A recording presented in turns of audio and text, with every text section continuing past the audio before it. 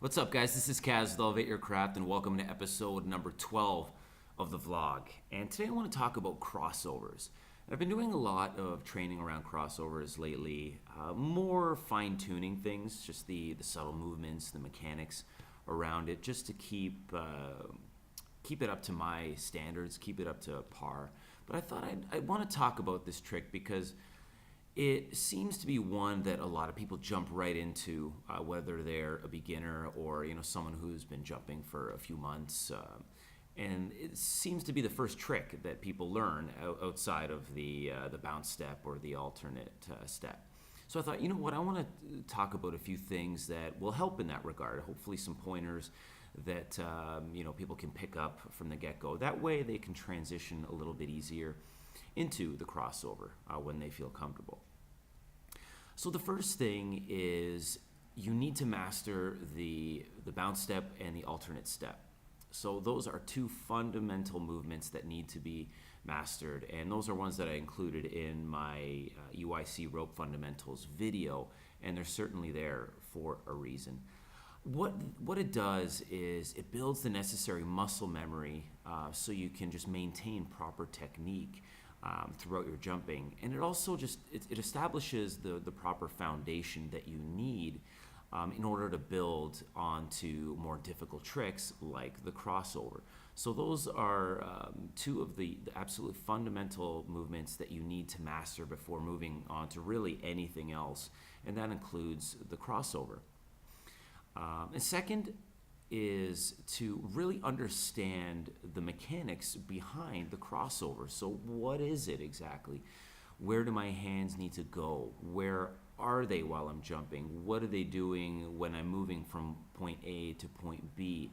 Those kinds of things. You really need to understand what the actual trick is and the ideal before really practicing in earnest. So you have to understand, I have to keep the ropes or the handles parallel to the ground throughout the movement.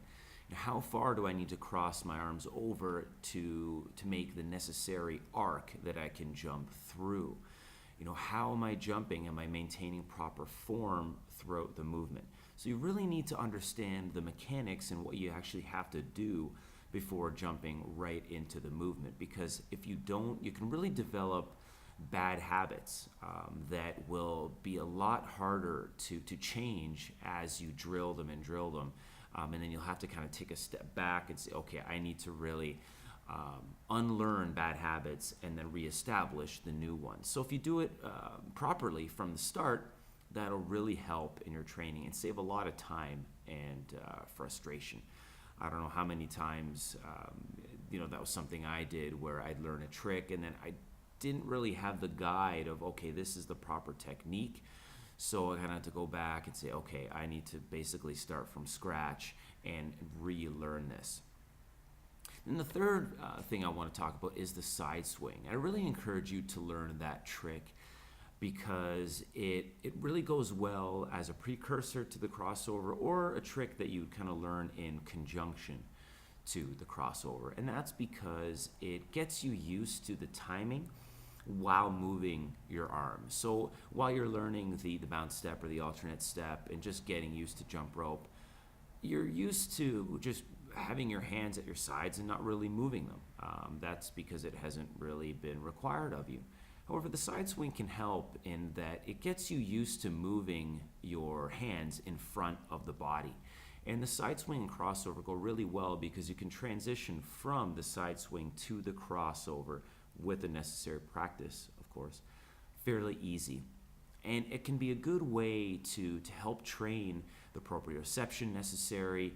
And again, just getting used to moving your hands in front of your body while you're jumping. So I encourage you to either practice the side swing before you tackle the crossover or in conjunction with, because they go really well together, okay? So if you're interested in learning the crossover, keep those things in mind, and hopefully it will get you to the trick a little bit quicker. I can't emphasize enough the need to master the bounce step and the alternate step before attempting the crossover. It's absolutely fundamental, and really just sets the necessary foundation. So you should be able to do anywhere from, I'd say, minimum 300 repetitions of the bounce step and or the alternate step. I would encourage both. However, these should be 300 repetitions that are clean with no catches. That way you feel comfortable enough to begin tackling the crossover. And another final tidbit is practice the crossover mechanics without jumping. So this is part of really understanding what you need to do, but just practice the arm mechanics behind it first before jumping. That way you can minimize the variables that are working against you and really laser in on what your arms need to do for the movement. Okay, but that's it for me. Have fun in your crossover training, and I'll catch you guys next time. Thanks.